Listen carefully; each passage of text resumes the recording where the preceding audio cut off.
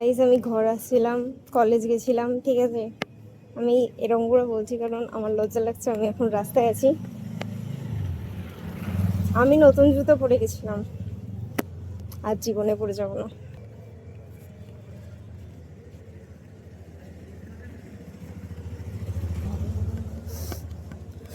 লোক দেখছে আর জিজ্ঞাসা করছে। একজন বলে, তুই কি বাড়ির সামনে এসে জুতো খুলছিস কারণ তোর হচ্ছে গিয়ে জুতো ছিঁড়ে যাবে? আমি বললাম না, আমার জুতোটা নতুন।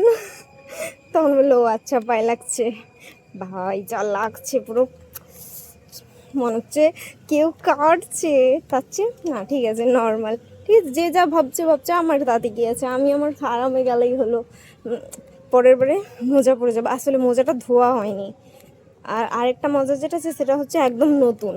আর একটা দিনের জন্য আমার আর বের করতে ইচ্ছে করলো না, তার জন্য যা আছে